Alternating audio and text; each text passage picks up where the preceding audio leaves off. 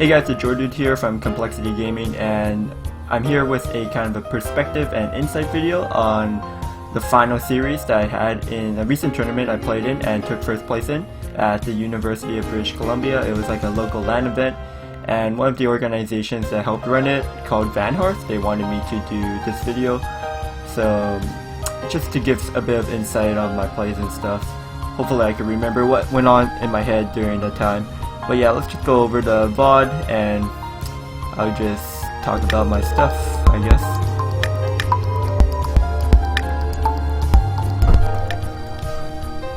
Okay, so game one. Game one, we have mage versus mage. At the time, I had no idea what kind of mage this guy was playing, Korean boy. I thought at first that he was going to be playing some kind of tempo mage because tempo mage seemed to be the most popular deck out of the mage classes. But apparently he was playing freeze mage, but at the time I had no idea. So here I wanted to wait for him to do the mulligans first. It's always good to try to do the mulligans after your opponent does, just so that they don't have any information on you and you have a little bit more information on them. I don't do this late in the other games because I start to not care as much, but here I like to do it. I'm just going to keep the mad scientist here. The mirror image and the Azure Drake aren't that good if it is the mirror match, so I figured might as well just keep the scientist. Good 2-drop, get the secret out early. So here obviously there's nothing to do.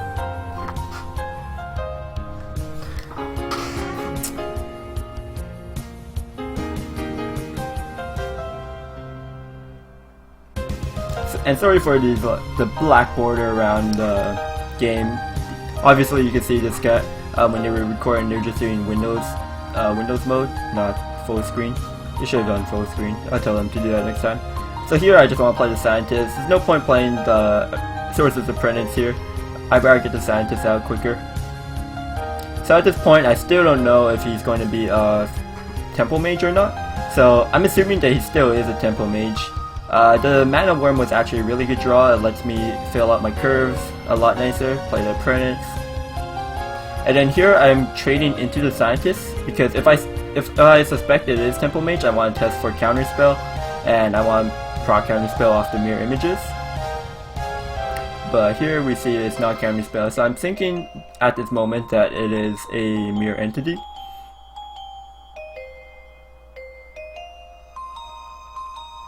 So Korean boy, I believe he just goes through with the Frostbolt on my Mana Worm.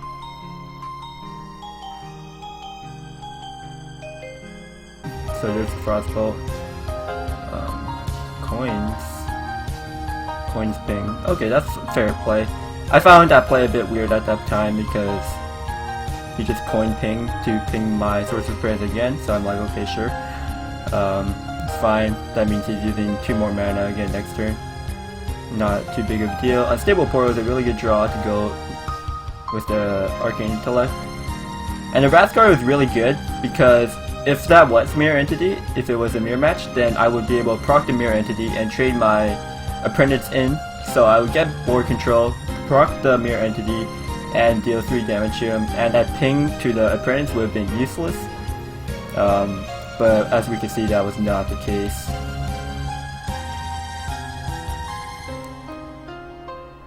So here he plays the Loot Hoarder, I believe, and then just pings my Apprentice. So setting up the plays. Going for the Blood Mage. Loot Hoarder just seems a lot better here. Because they both do the same thing. So I'm a little bit surprised if he goes with the Blood Mage. Can't remember which one he actually went through. So he actually does goes for the Blood Mage. I guess he wanted to proc the mirror and give me the Blood Mage instead. But I still think in all those cases the Loot Hoarder would have been better. Like, he's just saving 1 extra damage by giving me a Blood Mage rather than a Loot Hoarder. But I do make it up with spell power. So that's a bit weird. Here I'm thinking if I want to use the Arcane Missiles and cash in on the spell power right now. But then I feel like I do have more spell power in the deck in the form of Azure Drakes, and I also have Flame Wakers, and the Flame Wakers would do extra damage with the Arcane Missiles more than the spell power from the Thanos. So I decided to hold on to it right now.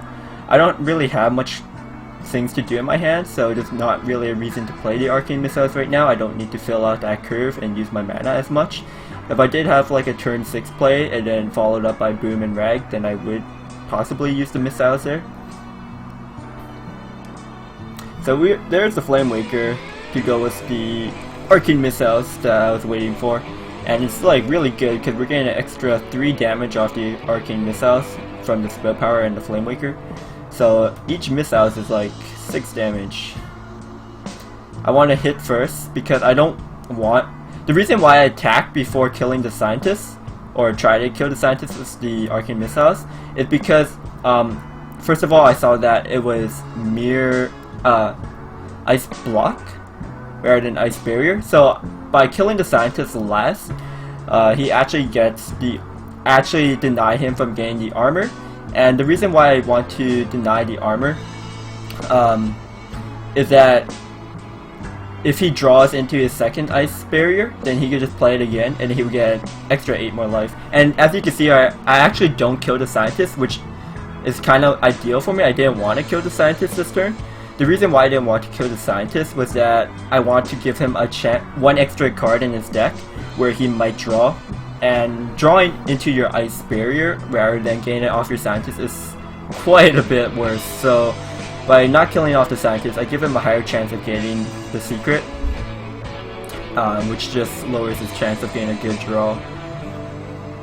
And here I go for an Arcane Missiles. I'm going to try to curve with the Arcane Missiles, Ping, and the Water Ellie.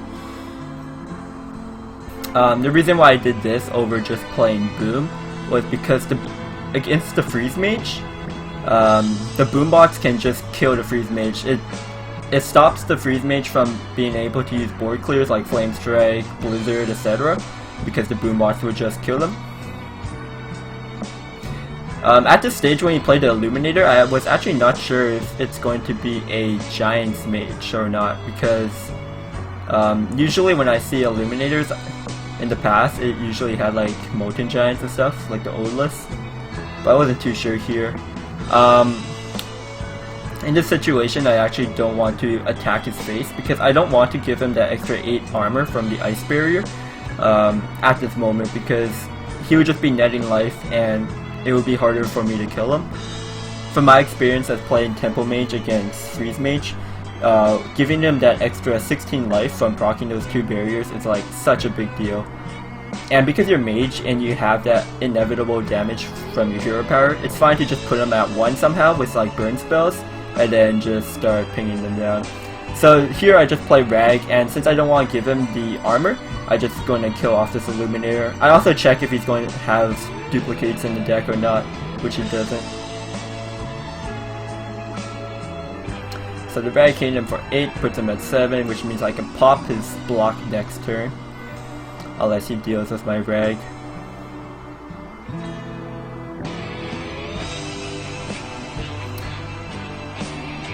And playing the Rag too also forces him to use burn spells.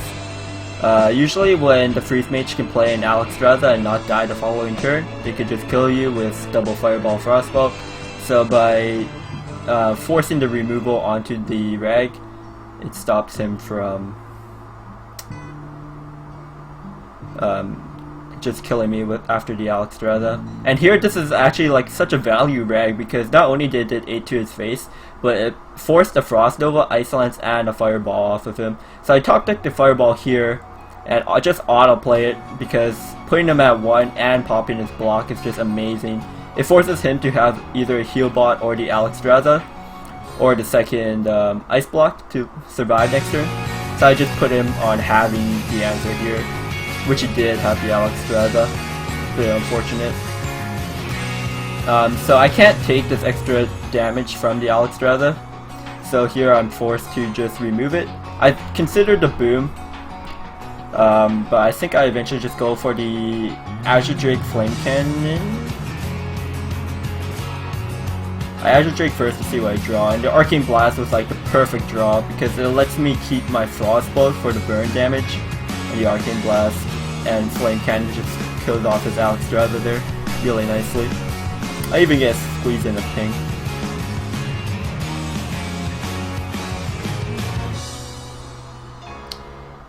So I'm still not trying to pop his Ice Barrier, which was the correct play in the long run for sure, because he, as we can see, he's past one in his hand right now. Going on to double loot hoarders.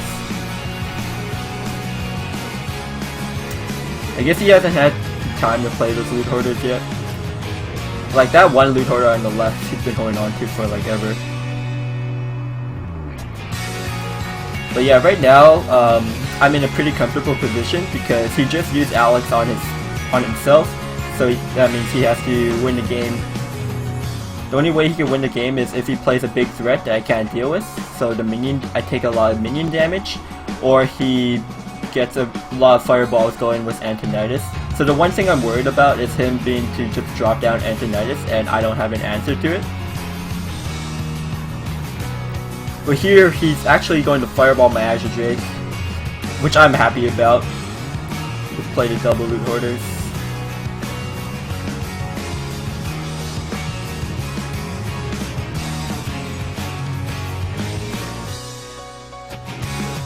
So here is just like Boom is, I could play the Water Ellie, but Boom is just so much better here.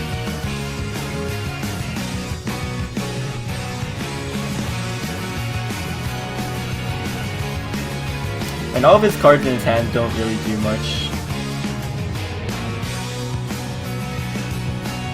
He could clear the Boom with Loot Hoarder, Trade, and then Blizzard, Ice Lance. He goes for the hit on the face and just Blizzard. Oh no, he can still ping. Okay. The Boo Ball hit his face for 4, which is pretty painful.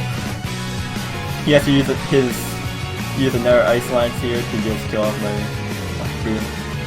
Can't remember if that's the second one by now. But at this point, I just needed, after seeing his Blizzard and he already played a Flame Strike earlier, just get to dump down my minions. I know that his only threats right now are the Emperor Thorson and Antonidas. I wasn't too sure if he still had a heal bot because he did have an Illuminator.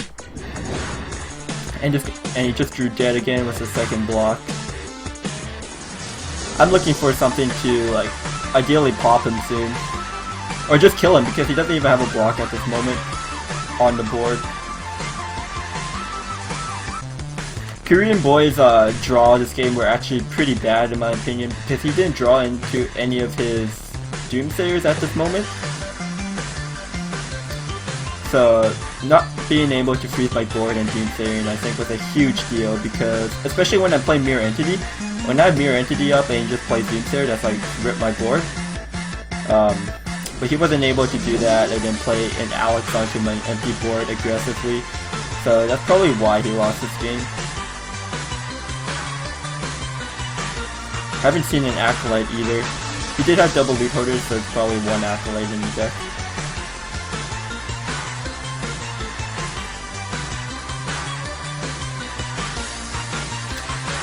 So here's a bit awkward, like, I know I still don't want to pop his, give him armor, his barrier. I kept referring to how many cards he has left in his deck as well, because my other, what else I wanted to do was maybe try to fatigue him, just like start pinging him down and then the fatigue will kill him. Which is what I do here, I just fire blast and pass. If I attack with my minions, he gets an extra 3 life, so I don't want to do that. And at this point, I figured that he already has the second barrier in his hand as well, so just attacking with my minions makes no sense at all. I hold on to both my Frostballs because there's no point playing it right now. I might draw to my second Azure Drake or my second Flame Waker. Also, I'm holding on to it in case he drops down Antonidas. That way I can double Frostball ping Antonidas. So he Power Blast in my face, and I get a bit scared from that. So here I play the Azure Drake so I can pop him with double Frostbolt. I had to play the double Azure Drake to double Frostbolt.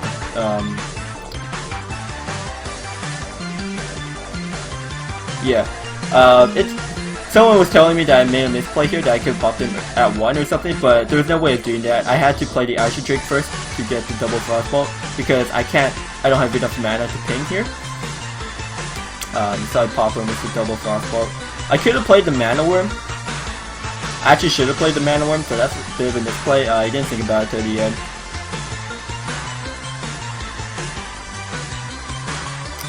But later on, like, keeping the Mana Worm actually seemed to work out, because he clears his board, I believe. Still no Antonitis, just bad. Actually, there's like, yeah, there isn't much point at all of playing the Mana Worm here, because he's just going to play the Kona Code and Doomsayer. And also I'm not attacking his face as my minions, so that's why the Mana Worm isn't even that important anyways. Like, at this point, I still don't want to pop his secret.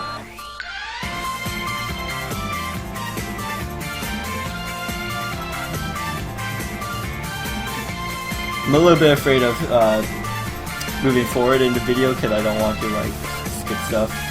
So I'll just cut out all this dead time in the edit. Frostball, really? Okay, yeah, he's going Frostball, get my secret out. He assumes I have 2 entities. It would have been awkward if I had like a counter spell, but yeah, he was right, got 2 entities. Going on to his Kona Code still. I believe I don't think he ever plays the Kona Code, because later on in the game, I didn't know he had a Kona Code in his deck. So I don't think he ever plays it this game. But yeah, if I played the Mana Worm last turn, it would have just died for free with the rest of my board.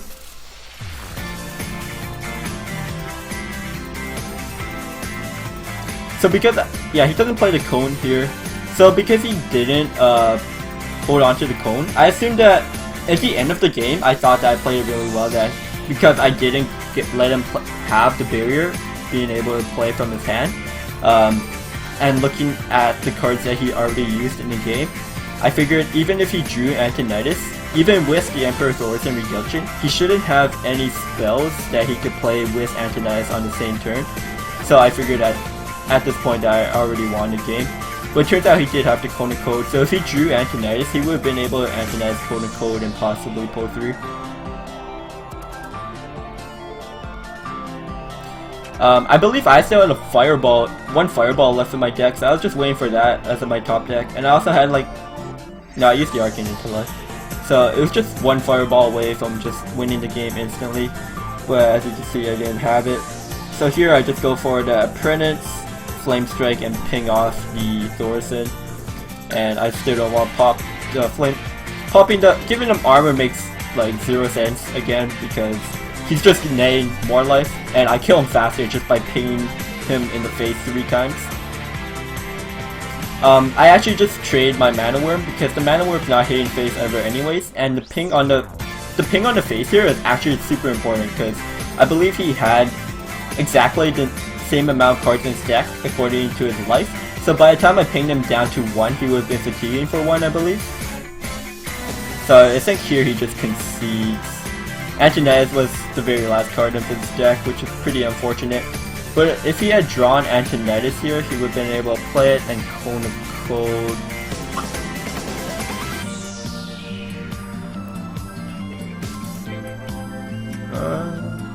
Yeah, then he would have won, I think.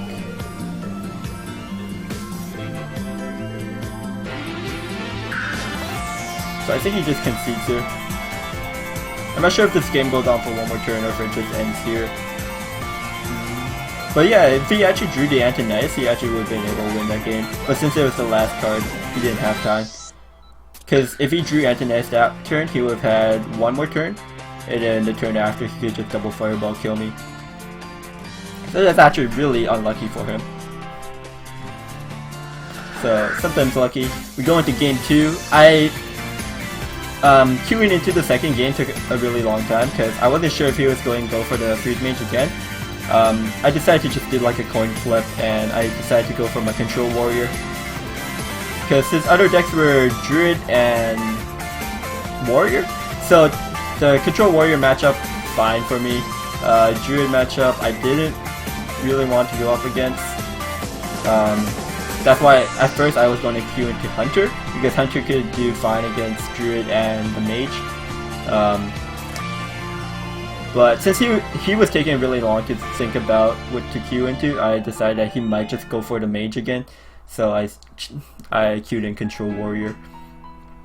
Here I wasn't sure if he's going to play the Aggro Druid or just standard combo Druid.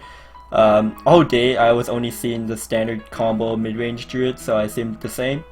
So I was waiting again to see what he would mulligan, but he decided to do the waiting game as well. So he mulliganed one card. I just toss away everything because if it's combo Druid, then the Armor Smith doesn't really do much against the mid-range. So I'd rather not have it. I'd rather find my weapons, find some mid-game stuff, Belchers, maybe Deathbite, Acolyte. So he innervates out the Shade. I'm like, damn it. The Dream Start, right? I have no plays here. I don't want to coin out the Armor Smith. It doesn't do anything. So I just pass the turn. They plays the Druid to Saber. Then I realize, oh man, that this is a aggro Druid. So here I just play the Armor Smith. The War Axe doesn't do anything because I can't hit anything. Armoring up is too passive. I'd rather get the minion on the board. Maybe bait out him to reveal his Shade. He plays a second Shade of Next Ramus. This is when things get scary for me because I'm like, the goons of nature are on the board and they're just growing. So Savage Roar is super scary. I don't really have much of a play here, so I just drop down the Acolyte, pain him in the face. So for Korean Boy, he has the Savage Roar here, and this is why he ends up using it this turn. I guess in his thought process that those Shades have no way of dying, or it's really hard for me to clear his board if he reveals all of his stealth this turn. Since I only have 1 power creatures, and since I'll only be on 4 mana, there's not much I could do to clear his board. Maybe equip a weapon. Maybe in his eyes the best way I could do it is play the War Axe and crew a task to clear 2 of his minions, and then 1 Shade would still be on the board. So yeah, for him if I was him too, I would review the Shades and just go face, because you're aggro Druid. You just want to like win the game as fast as, get the board, win the game as fast as possible, finish it off with like Force of Nature. So here's the Savage Roar. Goes all face, so on like turn 4 I'm already down to 11 HP. That's balanced, right? Well, it just so happened that I had the perfect answer here. I saw it right away, but I wanted to make sure and double check if I had a better play. The best play, which I end up doing, is bashing the 3/3. First attack with the Acolyte into the 3/2, draw a card, see if I get anything better. Then I bash into the 3/3. At that point I'm at 4 armor. The Armor Smith goes into the 3/2 again, and then that kills it. And then I go up to 5 armor, and that gives me just enough armor to shield slam his second Shade. So this is like the perfect answer to his play. Clears off his entire board for 4 mana, which is like, this is like the best situation that could have happened for me. So here's just the Druid Claw turn. I guess he put in defense mode so it doesn't die, it's just the Deathbite. I wouldn't mind charging the Druid Claw here actually. Oh, he goes for the Darnassus. Okay, that's a bit weird. He wants to try to set up playing Boom next turn. So he has me on having the weapon.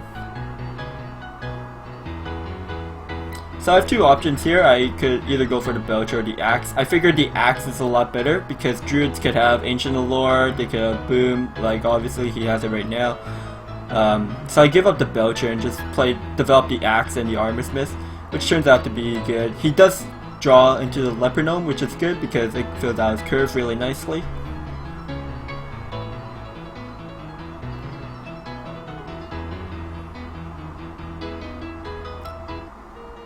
Cat for fight. The execute there was like also a really good draw. Lets me just clear off his board really efficiently. So I'm thinking about what I could do here. Like, I have quite a bit of options. I could develop Belcher, I could develop the Sylvanas. Sylvanas is really YOLO though.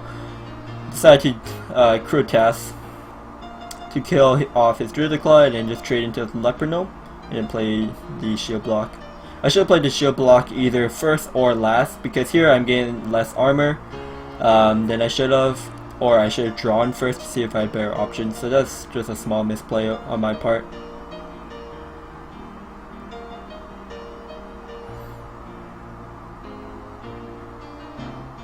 If I had gone for the Belcher play and then if I left the Druidiclaw, it was a chance that he could just silence and go face again, or he could just kill it with the hero power and the Druidiclaw. If I had gone Axe and Armorsmith into the Druidiclaw, I would have been taking an extra 4 damage. So in this play, this is the most defensive play. All I have to do to beat the Aggro Druid is just be really defensive and outlast him, because Aggro Druid runs out of steam really fast. They don't have the Ancient of Lores or any sort of card draw. So if you could just outlast him, start armoring up, then you're good to go generally. So here there's like a lot of different options I could do. I could have either gone for Justicar Coin Tank Up, but that was kind of risky. It doesn't really do much. And then kill off his Boombots. Or I could have played Sylvanas. Like, I was really considering just playing the Sylvanas and hoping the Boombot RNG would kill Sylvanas and I'd take his Boom. But that was super unlikely, so I disregarded that thought. Another option would have been playing the Deathbite and then just killing off the Boom. But that would have been tanking a lot of damage. So in the end, I decided to go for the Belcher play. Luckily, the Boombot didn't kill my Armorsmith. I figured that with the Belcher, it lets me kill off the Boom with 1 Deathbite attack later. If I had played the Deathbite this turn and attacked, I would have been taking a bit of extra damage from the Boombots. If I had gone for the Justicar Coin Tank Up, then the Justicar could have traded into the Boombot as well as the weapon to kill it. However, I would have been taking an extra 7 damage because I would have to... Because Boom would have hit me in the face once, and then I would have to weapon it, so that would be taking 14 damage, rather than just playing the Belcher here and then Deathbiting next turn to clear it and only take 7 damage from the Boom. And I'm already back up to 21 HP. I figured that he could play something else and the game could still go on, but drawing that Innervate was super dead. I didn't know what else he had in his hand, but he ends up conceding here. I asked him about this later on after the tournament, and he told me that he conceded because he didn't want to reveal the more cards in his deck. Also, because he had Freeze Mage, he didn't want the Freeze Mage to go into the Warrior, so he wanted to lock out my Warrior. So I guess the reasoning was fine. And after that Innervate draw, I guess his chances of winning were a lot lower. So we go into game 3, match point. I got the Hunter versus the Freeze Mage. So the Hunter versus Freeze Mage is real. It could go either way. Generally, if the Freeze Mage could get the armor up, then they could win the game as they take it to the late game. But if they can't get the armor and the Hunter gets the board early, then it's hard for the Mage because of all the damage Hunter has available. So here in the mulligans, I want to keep Scientist for sure. Don't need Unleash the Hounds. I know he's playing Freeze Mage, so the Ironbeak Owl is needed for things like if my board's frozen or for the Doomsayers. And the biggest thing that I was deciding about keeping was the Freezing Trap. And I don't think a lot of people would have kept the Freezing Trap. They're like, oh, why would you keep the secret, right? But the Freezing Trap is actually really good here. The reason for that is because I play a lot of Hunter and I play a lot of Freeze Mage as well. So I know how the matchup works and how the mulligans go. So for this, for the Freeze Mage side, you want to mulligan for your early drops like your Scientists and your Loot Hoarders. That way you can play something on the board and contest the board against the Hunter. So by keeping the Freezing Trap, and I know that he would be looking for his early drops, so I assumed that he had an early minion to play. And because he really wants the Mad Scientist to trade into a minion and fish out a secret for him, and that gets like a lot of value, a lot of tempo.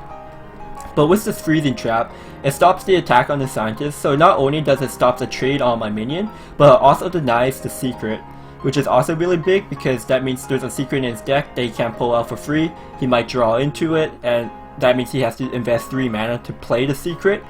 Also, now that the minion costs 2 more, his scientist costs 4 mana now, he's likely not going to have the time to replay the minion. So freezing trap essentially silenced and killed the mad scientist right there, which is actually really big. And I think the secrets pretty much won me the game. So something small like that just had so much impact in this game. And he decides if he wants to play the secret or the intellect. Here you don't really need to play the barrier right now because I just have a scientist on, as long as you play it later. He draws into the second ice barrier, which is bad.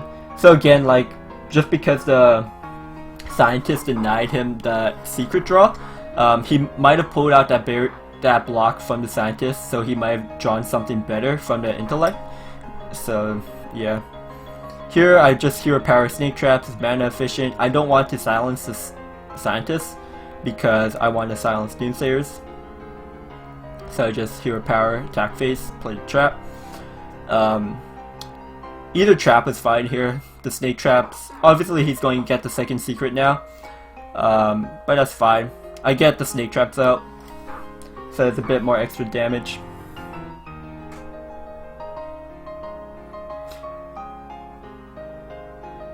Oh, he actually made a mistake here. He should have played the block instead of the barrier.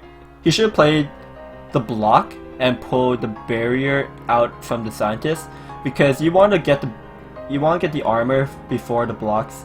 So because they're going proc faster. So the barriers, if he had played his block and then got barrier off scientist, then he would have guaranteed both barriers activated this game. So not pulling out the armor actually costed him 8 life, unless he draws it. But that block is not going to do anything in your hand, so you might as well just get the secrets that can actually activate and do something for you, rather than hold on to both blocks. Because as a hunter, I'm just going to hero power you every turn, so the blocks are actually not as important as the barriers are.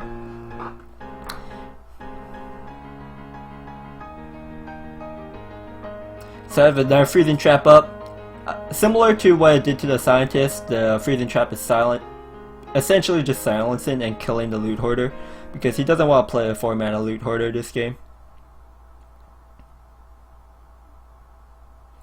And there's no really good way of dealing with the freezing trap. If he really wants to draw, he would have to ping his loot hoarder, so that costs 2 mana.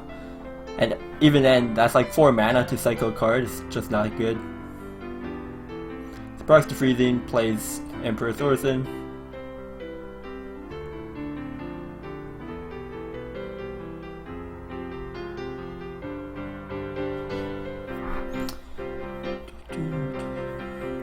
So here I have a couple options. I was thinking about either just ignoring the Thorson and just going face, but I figured that I have to kill the Thorson because he's going to be alive for a few more turns, so just giving him those extra ticks is too big of a deal. So I wanted to kill the Thorson. I just was thinking how I could do it. And while maintaining the most efficient plays. Using the kill command here is not very efficient, because I would have 3 mana left and not be able to use up that last mana. So here the best way to do it is 2-2-2, so that's King Sialek, Hero Power, and Quick Shot. There's not too much point of playing the Knife Juggler here, because it's just getting 1 extra dagger, so I get more damage just by Hero Powering. And also that would be committing more minions onto the board, which gives him a better board clear. So here I trade the 1/1s in because they're not going to live like the 3/3. The 3/3 snake is going to live from a blizzard, where the 1/1s aren't.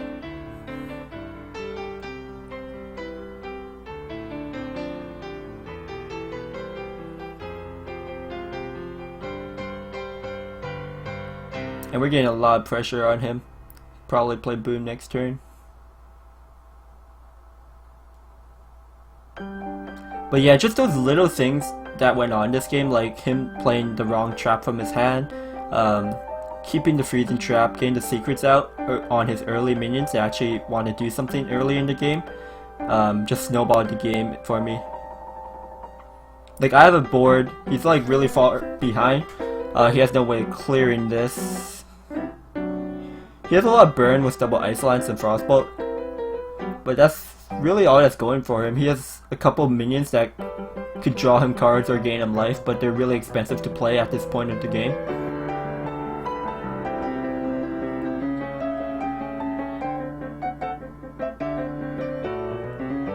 Loathsome there is actually a super good draw. Like, it denies him from clearing my board, it stops him from playing his second secret after I pop his block. If he plays Alex Drazon to my face, I could play Loathsome to stop him from killing me the turn after, and it forces him to play a defensive turn. So Loathsome is just super good in this matchup, obviously, and it's also really important when to play the Loathsome. So playing Loathsome right here actually doesn't do that much.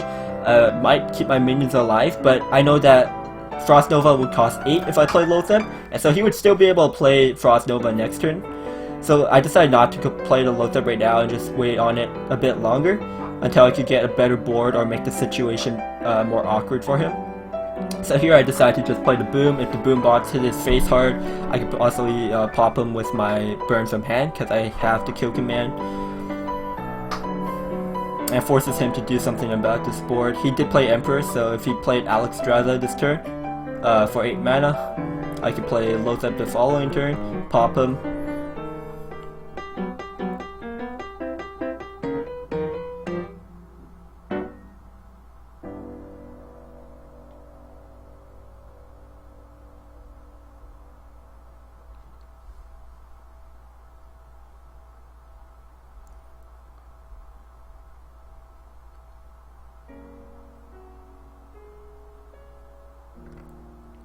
So here he goes for the Frost Nova. I think maybe the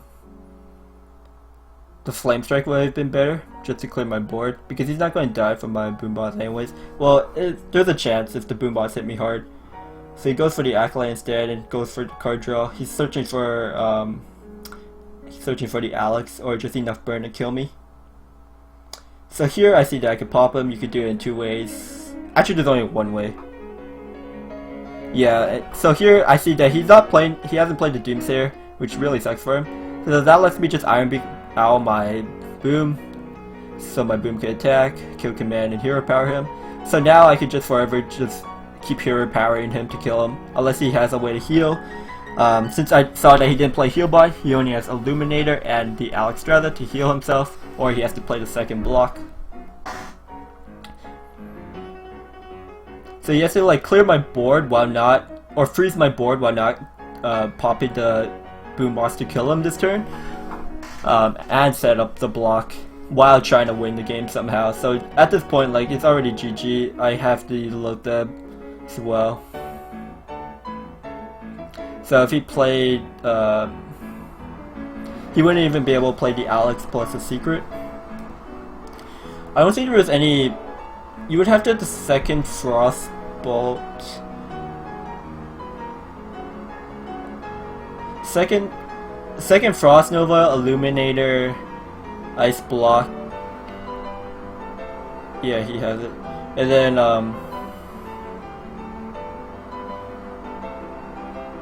so yep, he lives in their turn. Ice Lance is my face, so I can't draw into Eagle Horn Bull. If he had Alex Strata this turn, and if I couldn't pop him this turn, which from his perspective I wouldn't be able to do, then he had a chance of winning if he drew into the Fireball after. So it was just so hard for him to win. So I pop him again with the kill command hero power. There wasn't a way of popping him while playing Loathsome, so I had to just hold on for a turn. I do have the Boom Bots, so leaving the Illuminator up doesn't really matter as much, and that was the second block.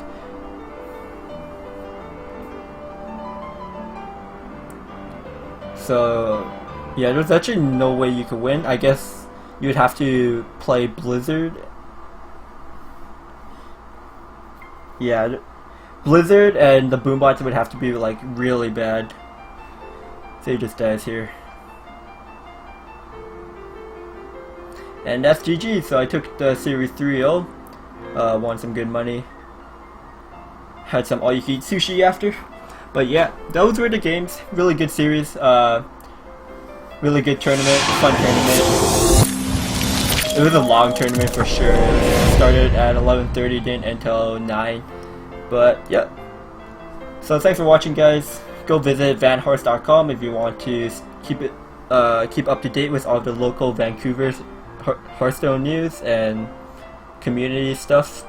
Also, don't forget to check out my stream at twitch.tv/TheJordude and follow me at COL_TheJordude on Twitter. And yeah, thanks for watching and subscribe. See you around. Peace.